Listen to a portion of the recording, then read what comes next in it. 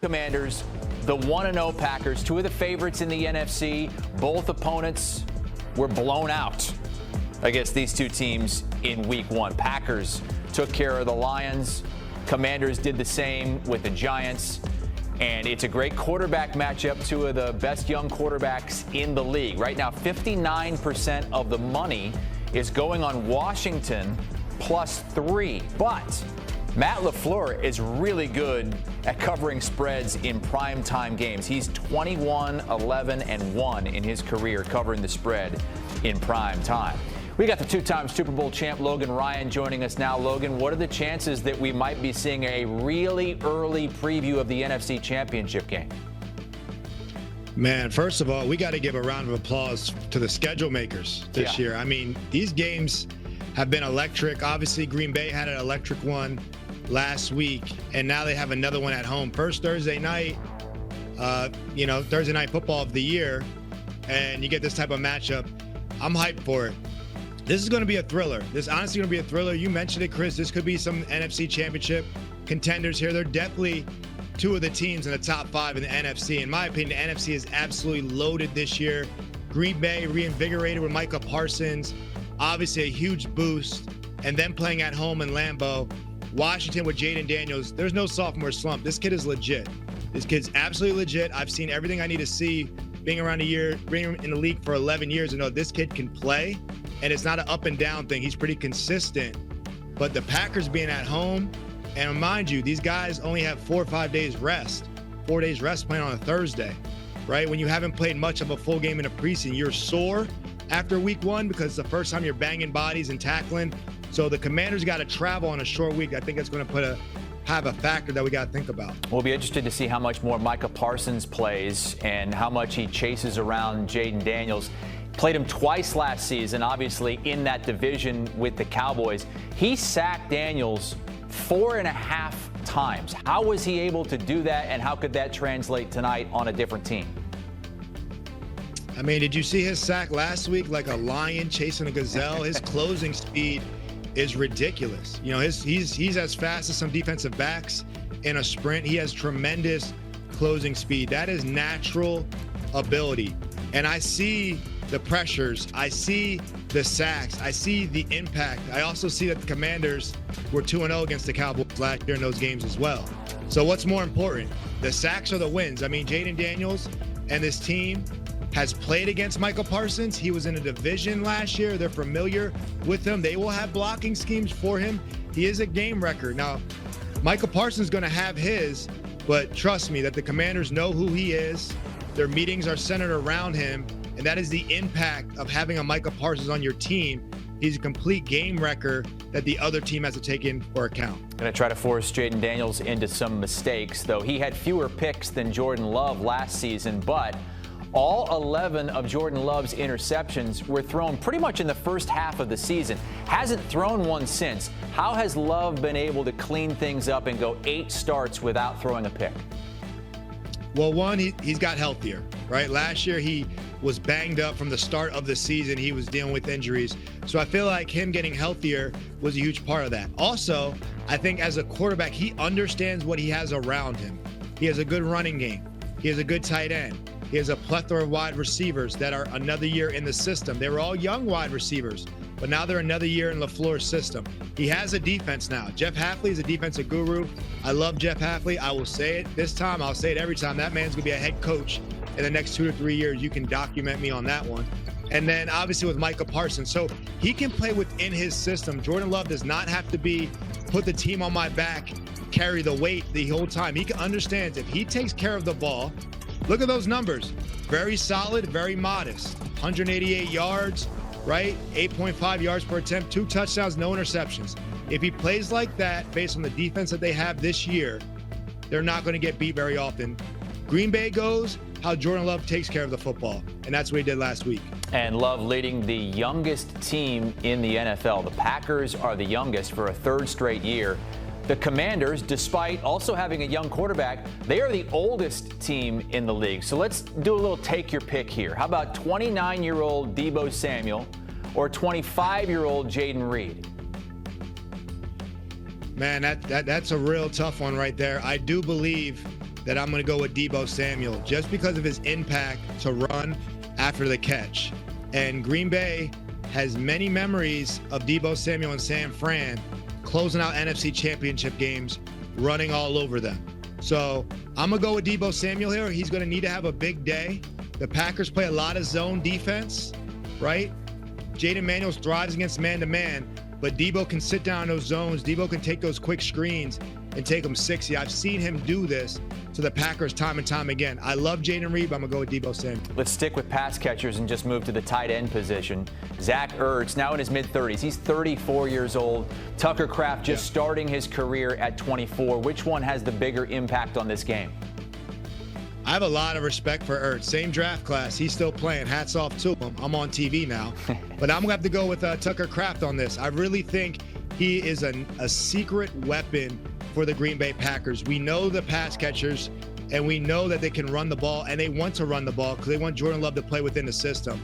But I think Tucker Kraft can sneak out on a couple times. I think the boots, the nakeds, the play action game, I think he can do a great job. In the run game, right? I think he has the edge on Ertz in the blocking game, but I also think he can get his in the pass game. So I think Tucker Kraft's going to have the bigger night. That's a 10-year gap there. We're going to go even wider with this next one at linebacker. Bobby Wagner, you know him well. You faced off against him in the Super Bowl 11 years ago now. He's 35.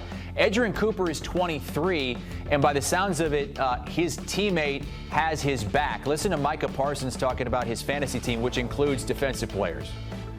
Listen, it's crazy because, fantasy football lineup, I just stayed mostly offense, and, it came down to my defense, and they saw me pick up Coop, and they was like, oh, what you know? I was like, yeah, just be, because, I'm watching practice, and I'm seeing everything that we got dialed in and what we're putting in, and, so I start him, and he goes off, gets me 36 points, and it's like, oh, so you knew. So I was like, listen, we can't do that. Like, obviously I'm just, I just had a feeling, but, just know he's part of my starting lineup, and I expect that type of tenacity, that effort every game.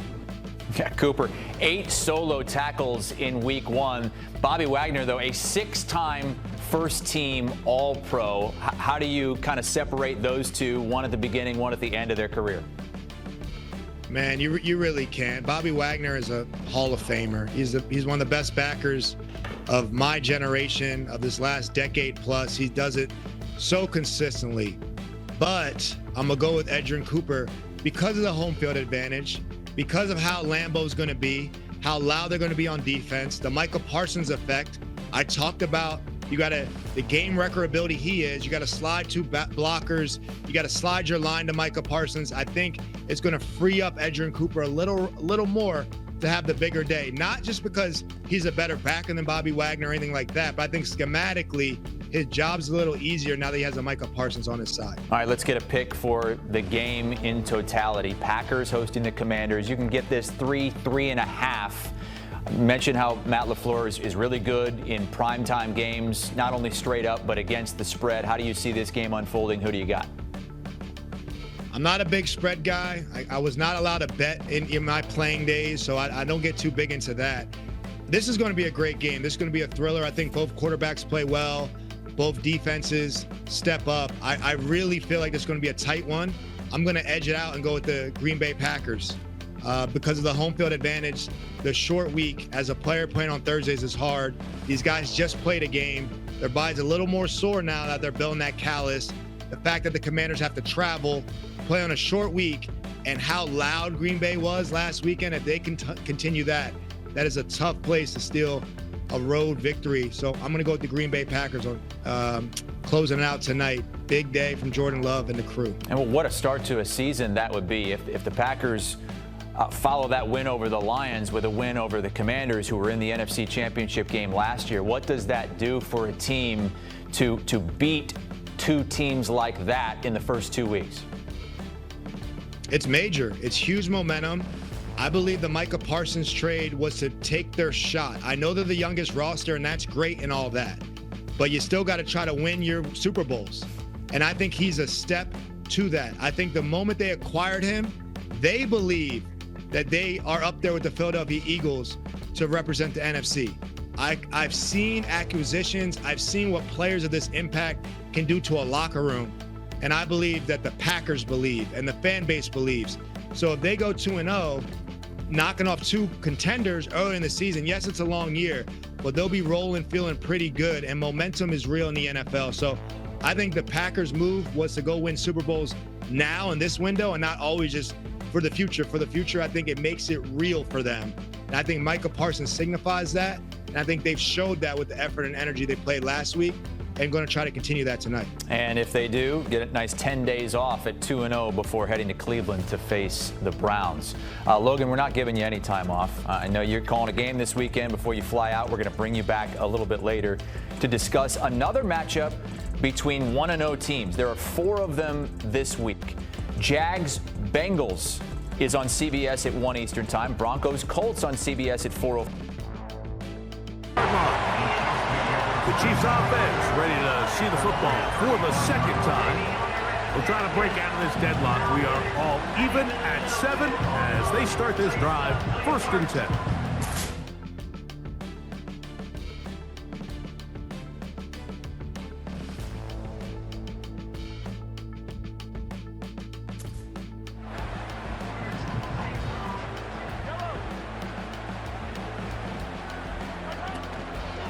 The drive begins with a run by Pacheco. And nothing on that one. Back to the line of scrimmage, and that is it. So often when it comes to safeties, Mike, we talk about their speed and their range. But for him to be able to come up and make a tackle and be physical at the point of attack and keep this ball carrier to no gain, that's pretty impressive. He'll be hit as he throws this time, and it's going to fall incomplete. He might be fortunate just to avoid the sack. And it'll set up a 3rd down. Out of the gun, here's Mahomes. That is caught. He gets the hook up with Rice. And they will bring him down on the other side of midfield. Mahomes finding Rice for the Kansas City 1st down. This is clinic tape for any young wide receiver out there watching this guy run routes. He has the defender thinking everything is a go ball. Attack him vertically, and then when you get to your route depth, you stick that foot in the ground, you break in, balls on time, results in a nice 1st down pickup. Play fake. Now it's Mahomes. And he can't hang on through the contact. It's incomplete. What a good job defensively to meet him just as the ball was arriving. And it'll be 2nd down. To the air once more, it's Mahomes. Work in the middle of the field, but that is incomplete. He decides to go with the safe throw and throws it well short of the sticks. And at this level, Mike, you just can't miss layups like that. On 3rd down, Mahomes. A ball deep for the end zone. That is going to be pulled in. He's got it. Hollywood Brown. Touchdown, Kansas City. Make it 2 touchdowns in the very 1st quarter of play. What an opening quarter he is having. Greg, that is 2 touchdown receptions here in the 1st quarter. Mike, all this guy has to do is keep this pace up, and he's going to have himself 8 touchdowns. But in all seriousness, if I'm this quarterback, I'm not looking anywhere else until this defense proves they have an answer. Because right now, they don't have it.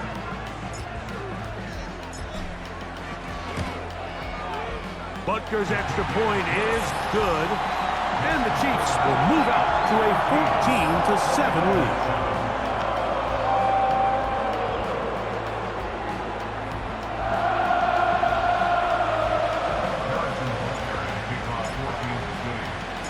So now it's Butker following the touchdown to send this one away. Samuel going to see what he can do. And he'll be brought down past the 25. Decent field position to start this drive. 49ers offense about ready to get going on their 2nd possession. They trail here by a touchdown as this drive will start with a 1st down.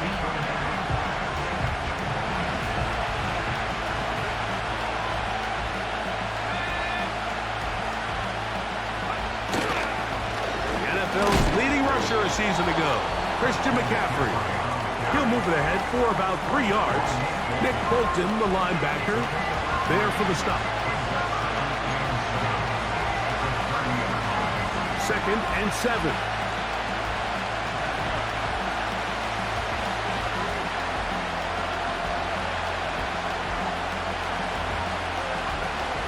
From the shotgun, it's Purdy. Pass brought in by Samuel. And he's going to be dropped after a pickup of about 5. Now a 3rd and 2. They need 2. Here's Purdy. That's caught by McCaffrey. And he'll be taken down. And that's going to do it. That's the last play of the first quarter. So a big 3rd down hookup takes us to the break. It's the Chiefs on top. We'll be back in Kansas City after this.